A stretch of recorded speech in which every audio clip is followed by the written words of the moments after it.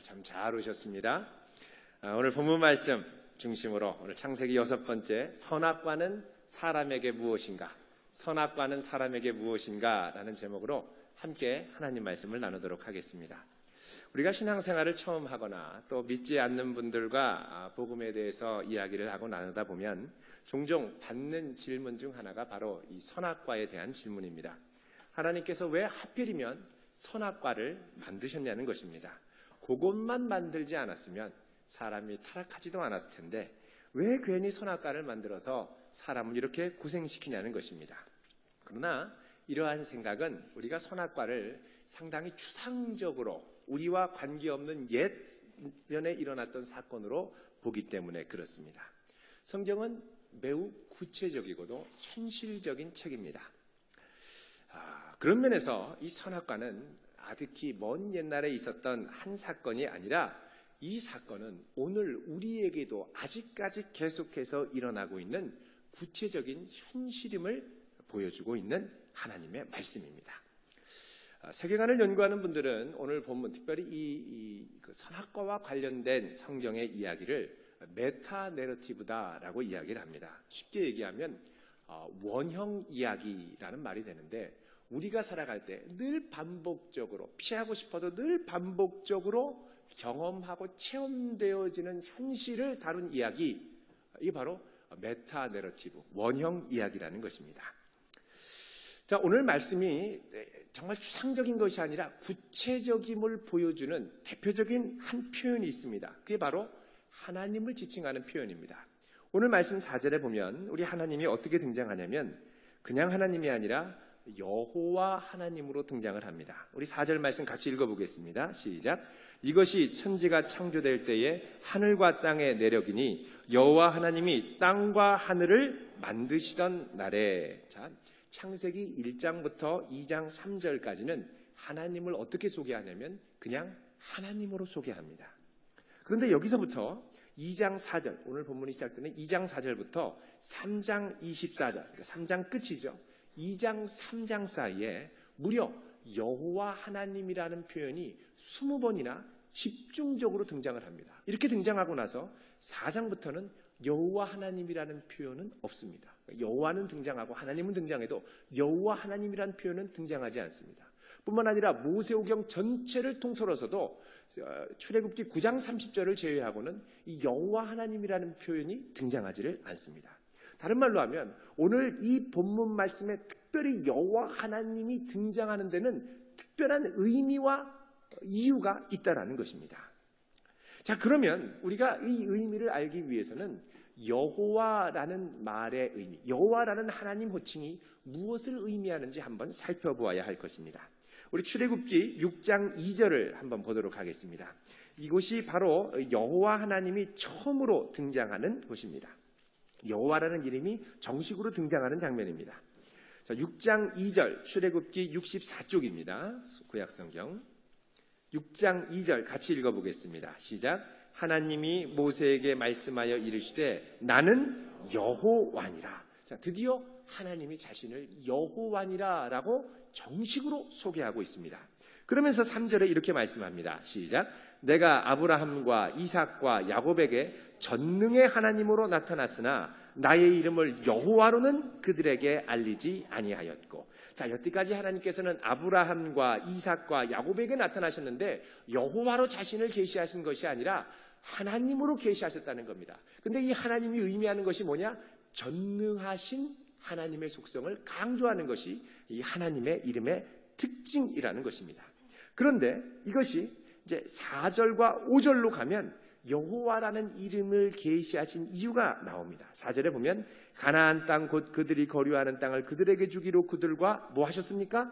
언약하셨더니 이제 애굽 사람이 종으로 삼은 이스라엘 자손의 신음소리를 내가 듣고 나의 언약을 기억하노라. 그래서 하나님이 자신의 백성과 언약을 맺고 그 언약을 기억하며 나타나실 때 정식으로 자신을 소개하는 호칭이 바로 여호와라는 것입니다. 이 여호와라는 이름의 특징은 전능한 하나님과는 달리, 여러분, 전능하신 하나님, 그럼 왠지 우리와 거리가 있고 고압적으로 느껴지고 왠지 가까이 하기에는 힘든 분처럼 느껴집니다. 근데 여호와 하나님이 우리에게 오실 때는 인격적이고 진정성 있고 우리를 정말 만나기 원하셔서 우리와 계약을 맺고 약속을 주시고 소망을 주시는 하나님으로 등장한다는 것입니다. 그래서 여호와 하나님이라고 그러면 이 전능하신 하나님이 우리와 친히 계약을 맺으시는 하나님, 다가오시는 하나님, 강력하신 하나님이 우리와 인격적인 관계를 맺고 다가오시는 부드럽고 따뜻하신 하나님임을 보여주는 호칭입니다. 근데 여기서 강조되는 건 여호와입니다. 하나님 여호와로 등장하지 않고 여호와 하나님으로 등장합니다. 다른 말로 하면 전능하신 하나님을 강조하기보다 하나님은 우리에게 다가오실 때 전능하시고 무소부지하시지만 우리와 인격적인 관계를 맺고 우리를 소망으로 붙들어주기 원하시는 하나님으로 다가오기 원하신다는 것입니다. 최근에 화제가 되고 있는 책 중에 이런 제목의 책이 있습니다. 어떤 사람이 최고의 자리에 오르는가? 어떤 사람이 최고의 자리에 오르는가? 이게 영어 원서의 제목이 Compelling People입니다. Compelling People. 우리말로 하면 강력한 영향력을 끼치는 사람, 관심을 두지 않고는 배길 수 없는 주목을 끄는 사람, 또 완전히 나를 사로잡는 사람, 이 정도의 의미가 됩니다. 쉽게 말하면 진정한 강자다라고 이야기할 수 있습니다. 이 책을 쓰신 분들이 원래는 하버드 경영대학원에서 커뮤니케이션 코치로 활동을 했습니다. 그러다가 이분들이 점점점 이름이 알려져서 미국의 대통령, 또 연예인들, 사회의 각계각층의 유명 인사들을 대상으로 커뮤니케이션 코치와 연설 코치로 활발하게 활동을 했었습니다. 근데 이분들이 그동안 많은 사람들을 만나면서 연구를 했는데 정말 그중에 컴펠링 피플, 컴펠링 퍼슨이 있다는 겁니다. 정말 매력적이고 정말 영향력 있는 사람이 있더라는 겁니다. 근데 그런 사람들이 갖고 있는 공통점이 무엇일까 고민하면서 찾아봤더니 공통점이 두 가지로 압축되더라는 것입니다. 그게 뭐냐? 강인함과 따뜻함의 조화라는 것입니다. 강인함 그리고 따뜻함이 다 있더라는 것입니다. 강인함이라는 건 무엇입니까? 목표를 성취하게 하는 힘, 능력, 지식을 말합니다. 또 끝까지 목표에 도달하고야 말게 하는 집요함, 이런 것들이 강인함의 특징으로 이야기할 수 있습니다. 강인함으로는 사람들을 쉽게 굴복시킬 수 있습니다. 강한 사람일수록 세상을 자기 마음대로 좌지우지할 수 있는 능력이 있습니다. 그러나 그럴수록 주변 사람들의 진심 어린 신뢰를 받기가 어렵습니다. 그런 사람 주변에 있는 사람들의 마음은 점점 그를 떠나게 되고 어느 순간이 되면 더 이상 그를 따르지 않습니다. 강인함만으로는 사람들을 이끄는 지도자가 될 수 없다는 것입니다. 반면에 이 따뜻함이 있습니다. 이 따뜻함은 공감해 줍니다. 또 중요한 사람이 되기를 애쓰기보다는 좋은 사람이 되기를 추구하도록 합니다. 경쟁하기보다는 서로 협력을 하고 서로 존중하고 또 힘으로 하기보다는 대화로 풀어가려고 합니다. 그런데 이 따뜻하고 부드럽다고 해서 강인함이 없으면 어떻게 되느냐? 무시당합니다. 여러분, 무시당하는 거 상당히 기분 나쁘지 않습니까? 자존심 상하고 무시당하고 또 멸시당하고. 그러니까 이 강인함과 이 따뜻함 서로 이 정반대되는 것인데 이게 역설적이고도 오묘하게 조화가 되면 어마어마한 영향력이 생긴다는 것입니다. 자, 우리 하나님이 천지를 창조하신 전능하신 하나님입니다. 근데 거기서 그치지 않으시고 어떻게 하십니까? 우리에게 직접 다가오셔서 우리를 붙들어 주시고 공감해 주시고 언약을 맺어 주시고 여호와 하나님이 되신다는 겁니다. 그렇다는 것은 하나님이 우리에게 어마어마한 은혜와 능력으로 붙들어 주실 뿐만 아니라 이런 우리도 이런 강인함과 따뜻함이 있는 하나님의 형상으로 빚어가기를 원하신다는 것을 의미합니다. 여러분, 사람에게 이 두 가지 자질이 균형 있게 결합될 때 주변에 있는 사람들이 그 사람을 존경하게 됩니다. 정말 존경받는 사람은 따뜻하기만 한 사람도 아니고 강인하기만 한 사람도 아닙니다. 강인하면서 따뜻한 사람이 정말 존경을 받습니다. 집에서도 그렇죠. 자녀들에게 존경을 받는 부모님이 있습니다. 그런 부모님은 따뜻함도 있고 강인함도 있습니다. 따뜻함만 있으면 나중에 커서 무시합니다. 항상 이 두 가지가 같이 결합되어 나아가야 한다는 것입니다. 우리가 하나님을 만날 때도 그렇습니다. 우리가 하나님을 만날 때 전능하신 하나님과 사랑의 하나님을 동시에 경험하면 그 자리에 우리에게 일어나는 반응은 뭐냐? 그분 앞에 무릎 꿇고 그분을 경외하며 예배하게 된다는 것입니다. 우리가 여호와 하나님을 제대로 만날 때 우리는 그 하나님을 전심으로 예배할 수 있게 되는 것입니다. 얼마 전에 한 일간지에 아주 재밌는 기사가 떴습니다. 심장 전문의를 찾습니다라는 기사가 떴습니다. 이게 무슨 말이냐? 한 건강한 남성이 이른 아침에 주변에 있는 산으로 등산을 갔습니다. 늘 건강해서 자주 그 산을 오르내렸는데 그 산을 오르는데 그날따라 이상하게 몸이 무거워졌습니다. 정상을 거의 앞두고 갑자기 힘이 빠지고 왼쪽 가슴이 콕콕 쑤시는 것처럼 아팠습니다. 그 자리에서 견디다 못해 쓰러졌습니다.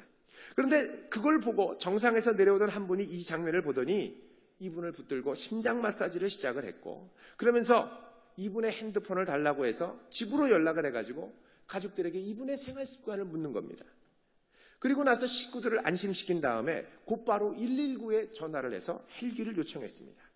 근데 119에서 아주 난색을 표현했습니다. 이른 아침인데다가 더구나 안개까지 끼어서 헬기가 출동하기 어렵다는 것입니다. 그래서 응급대원을 산 정상으로 보낼 테니까 조금만 기다려 주십시오. 시간은 좀 더 걸릴 겁니다. 연락이 왔습니다. 그러자 이분이 핸드폰에 대고 뭐라고 얘기했느냐? 나는 심장 전문 의사인데 지금 바로 오지 않으면 이 사람은 죽습니다. 내가 1시간이 걸린다고 그래도 계속 이 옆에서 응급처치를 하면서 기다릴 테니까 반드시 헬기를 띄우십시오. 만약에 들것에 실려서 내려간다고 하면 이분은 그 들것에 실려 내려가다가 죽게 됩니다. 나는 분명히 헬기를 요청하는 이유를 알렸습니다.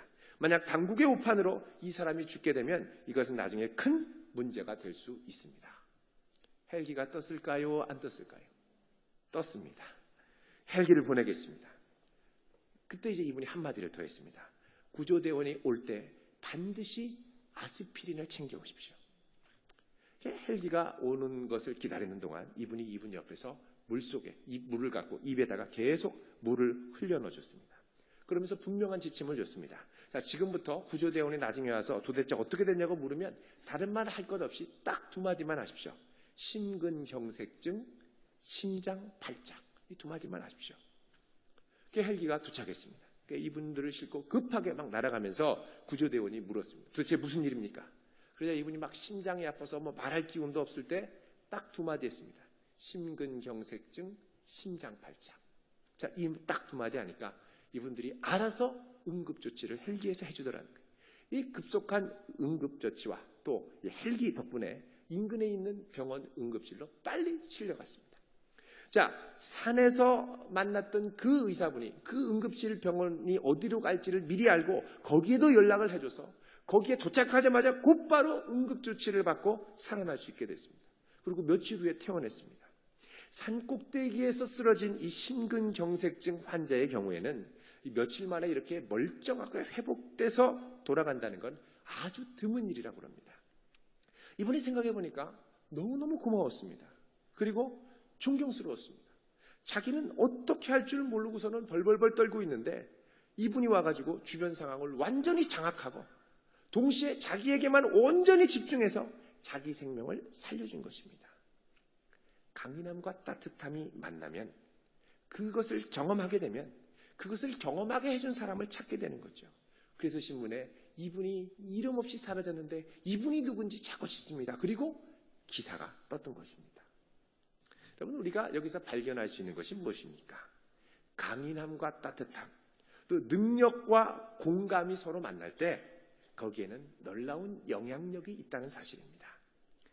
우리 하나님께서는 능력 있는 하나님이시지만 우리 한 사람 한 사람을 인격적으로 만나주시기 위해 우리에게 여호와 하나님으로 나타나신 줄로 믿습니다. 이 하나님이 우리를 만나주시기 위해 특별한 장소를 마련하셨는데 그 장소가 어디냐? 바로 에덴 동산입니다.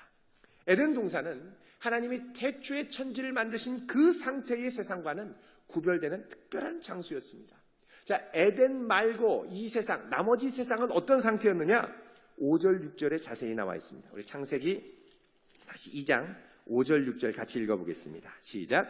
여호와 하나님이 땅에 비를 내리지 아니하셨고 땅을 갈 사람도 없었으므로 들에는 초목이 아직 없었고 밭에는 채소가 나지.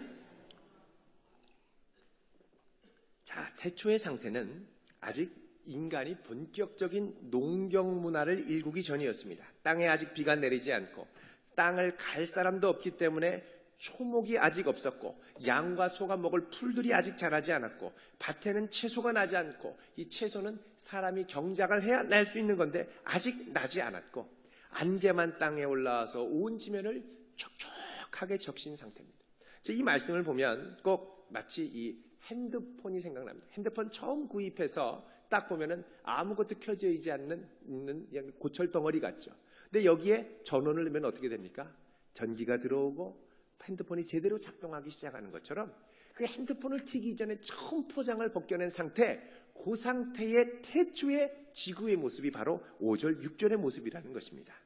근데 이렇게 준비를 해놓으시고 하나님께서는 특별히 여호와 하나님으로 자기 자신을 계시하면서 사람을 만나기 위해 특별한 한 장소를 만드셨는데 거기가 바로 에덴 동산입니다. 8절 읽어보겠습니다. 시작. 여호와 하나님이 동방의 에덴에 동산을 창설하시고 그 지으신 사람을 거기 두시니라. 자, 에덴, 여기 보면 동방의 에덴에 동산을 창설하시다고 그랬습니다. 그래서 에덴 동산은 쉽게 얘기하면 에덴 지역에 있는 동산입니다. 에덴이 지역명이죠. 에덴이라는 말은 히브리어로 기쁨이란 뜻입니다. 근데 그냥 기쁨이 아니라 차고 흘러 넘치는 기쁨이라는 의미입니다. 자, 동산이라고 되어 있죠. 이 동산이라는 단어를 후에 이 그리스 구약 성경인 이 70인역에서는 이 페르시아에서 가져온 외래어를 차용해서 이 파라데이스라는 말로 번역을 합니다. 파라데이스가 오늘의 파라다이스가 된 겁니다.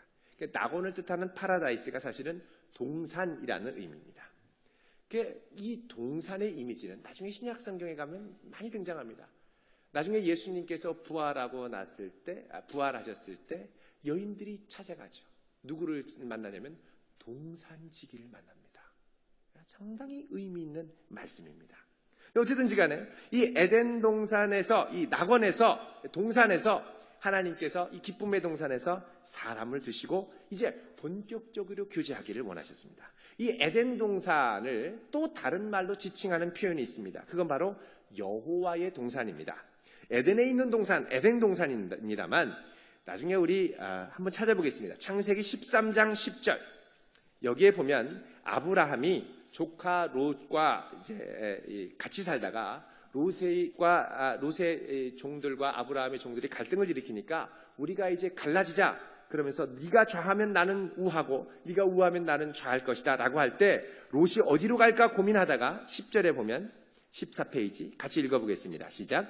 이에 롯이 눈을 들어 요단 지역을 바라본즉 소알까지 온 땅에 물이 넉넉하니 여호와께서 소돔과 고모라를 멸하시기 전이었으므로 여호와의 동산 같고 애굽 땅과 같았더라. 자, 이 여호와의 동산, 바로 에덴 동산을 말하는 겁니다. 이게 특징 중에 하나가 뭐냐? 온 땅에 물이 넉넉하다는 것입니다. 자, 이 온 땅에 물이 넉넉한 이곳, 또 여호와의 동산이라고 일컬어지는 이곳, 여러분 물이 넉넉하다라는 건 물론 오늘 우리가 본 이 창세기 말씀에도 보면 강들이 흐릅니다. 이 10절에 보면 강이 에덴에서부터 흘러나와서 동산을 적시고 거기서부터 갈라져 네 근원이 되었다. 그래서 여러 강들이 이제로 갈라지는데 그 중에 대표적으로 우리가 아는 것이 14절의 셋째 강인 히데겔, 이건 티그리스 강입니다. 넷째는 유프라테스 강이죠. 유프라테스와 히데겔, 또 티그리스 강. 그래서 이제 이 강들이 전 세계로 흘러나가는 중심에 에덴 동산이 있는데, 자, 물이 흘러간다라는 것은 상당히 중요한 의미가 있습니다. 에스겔도 그렇지만 요한계시록 21장, 22장에 보면 마지막 새 하늘에서는 이 성전 중앙, 새 하늘 중앙에 생명수의 강이 흘러가는 것이 묘사가 됩니다. 그리고 온갖 진귀한 보석들이 그곳에 있다는 거고 말씀하고 있죠. 에덴 동산의 첫 모습이 바로 그랬습니다. 물이 흘러간다는 건 뭐냐? 생명의 능력, 치유의 근원이 이곳에 풍성하게 흘러간다는 것을 의미합니다. 근데 이곳이 여호와의 동산이라고 이름 붙인 것은 특별한 의미가 있습니다. 여호와의 동산이라는 것은 여호와 하나님의 동산이라는 의미도 되고 동시에 하나님을 만나는 동산이라는 의미도 됩니다. 하나님을 만나는 동산. 다른 말로 하면 이곳이 하나님을 만나는 교제의 장소, 성소, 성전이 되었다는 것입니다. 그래서 하나님께서는 이곳을 특별한 거룩한 사람들과 인격적으로 만나시는 교제의 장소로 삼으셨습니다.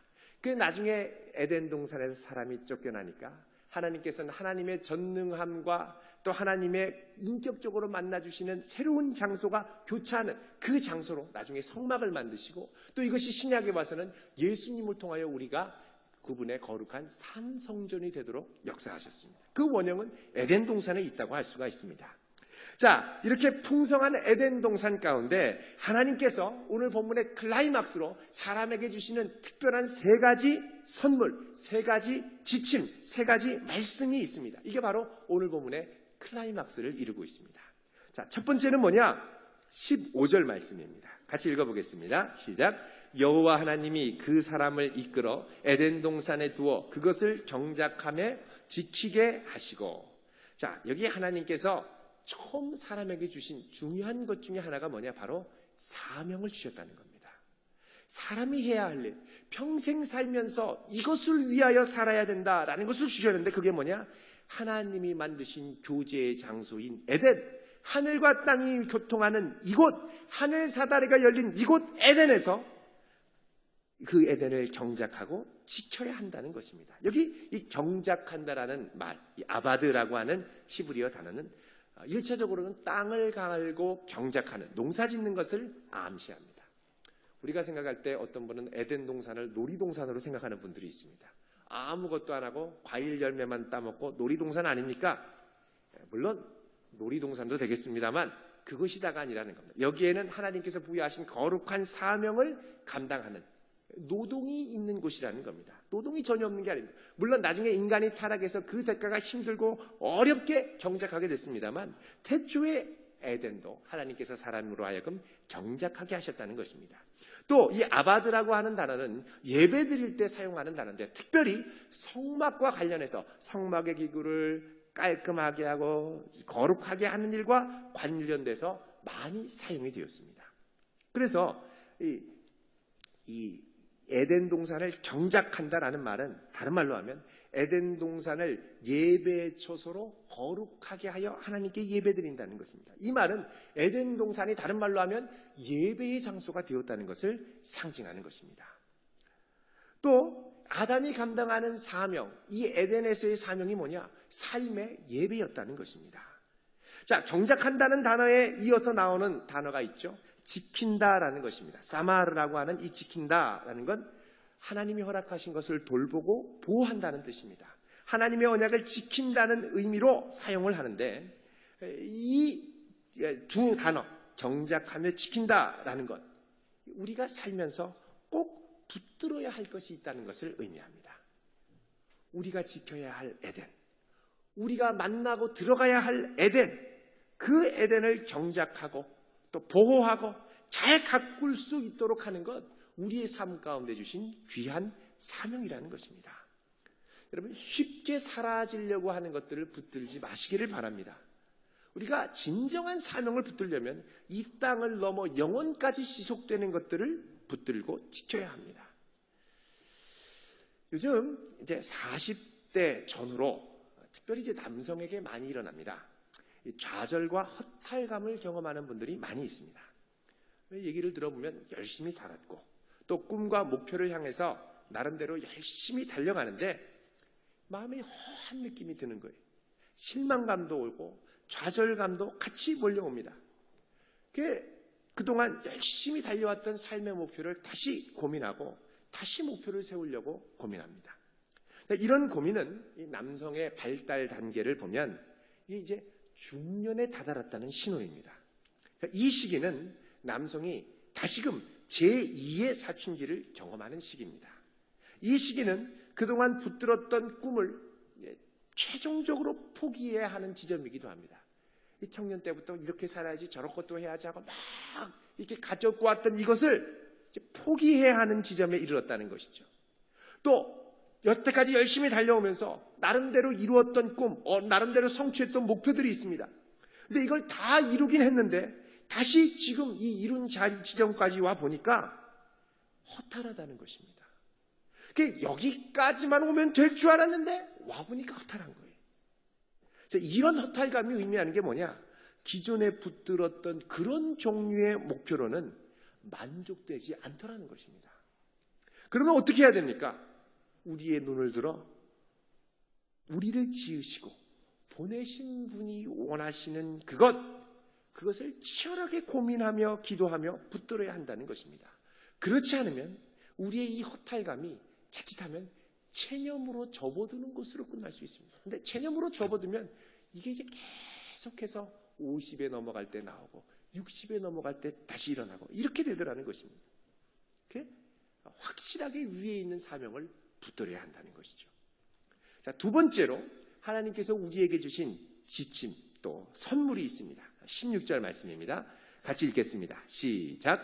여호와 하나님이 그 사람에게 명하여 이르시되 동산 각종 나무의 열매는 내가 임의로 먹되. 자, 여기 보면 임의로 먹되. 그래서 특별히 내가 임의로 먹되라고. 자, 하나님이 여태까지 너라는 말, you라는 말, 영어로 thou라고 하는 말을 절대 사용하지 않았는데 여기서 처음으로 아담을 향하여 인격으로 너로 불러주고 계십니다.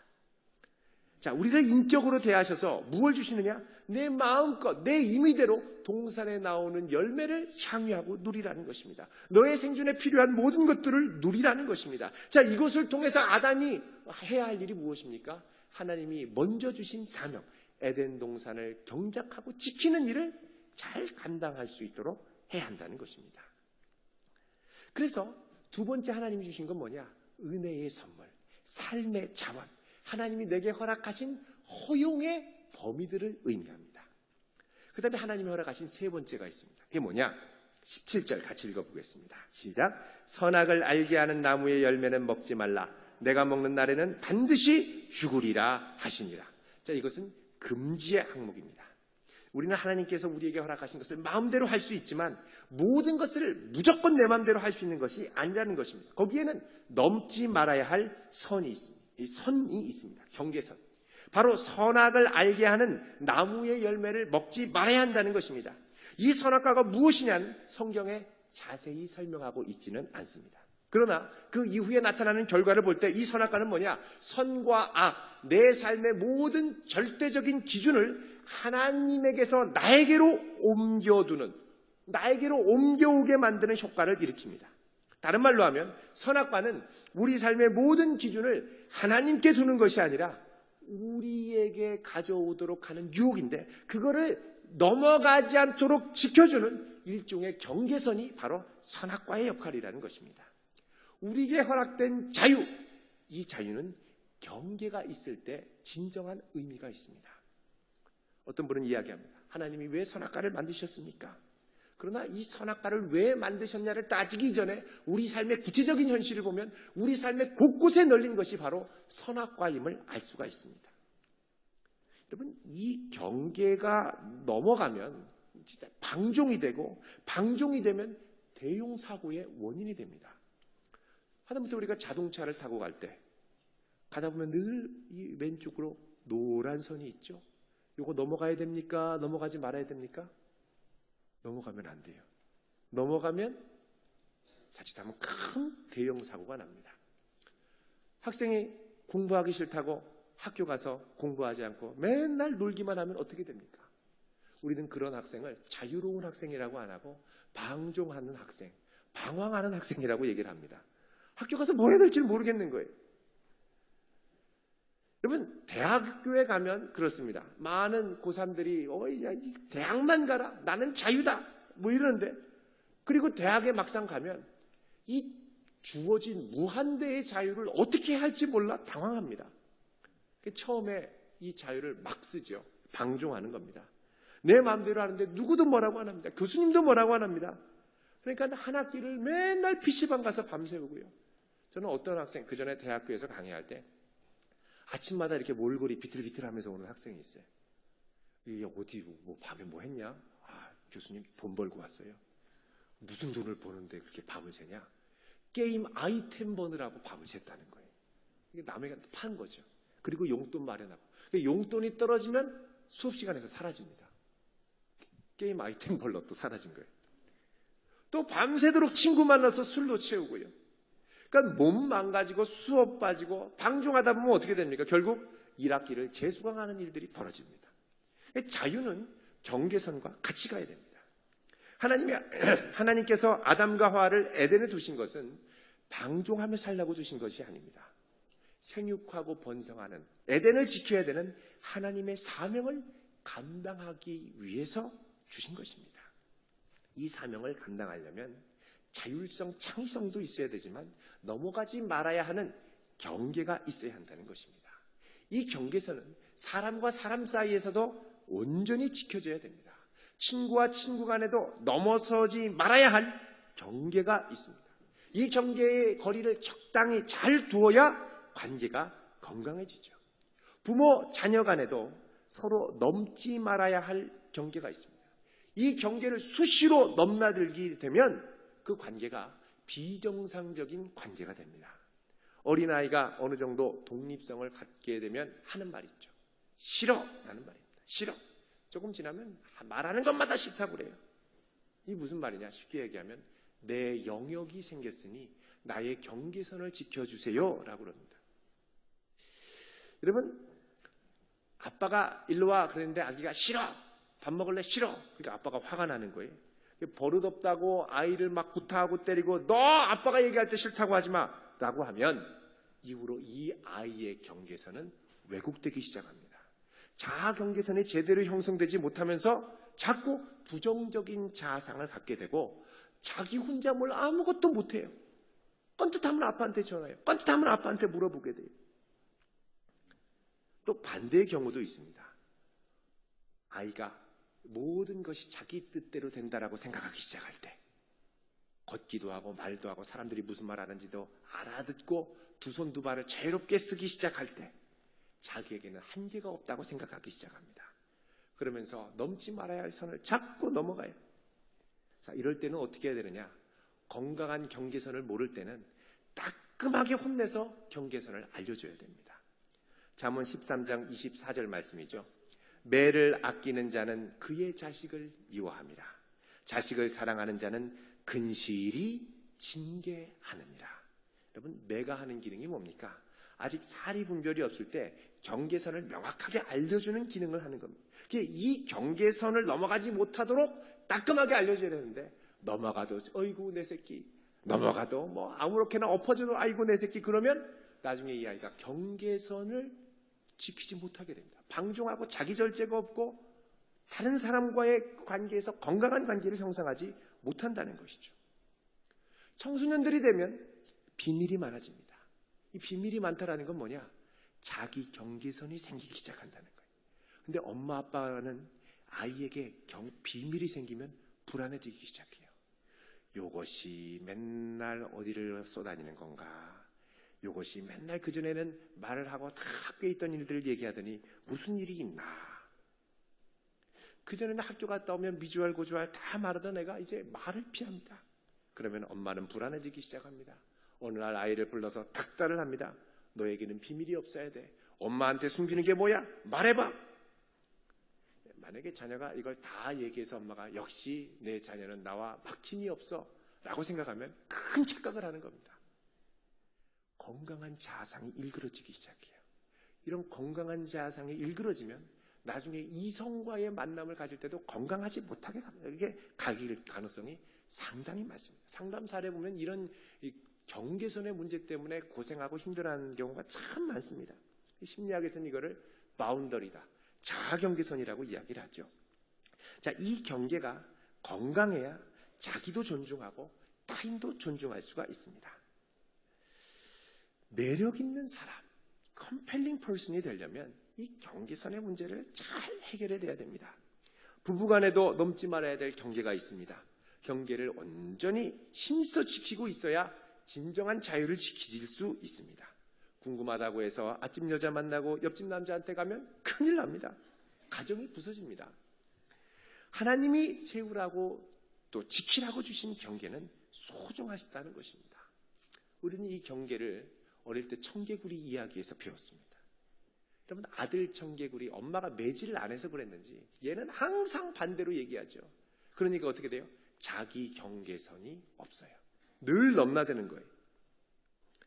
그래서 어머니가 아들의 청개구리 기질을 배려해서 남긴 유언이 있죠. 나를 물가에 묻어줘.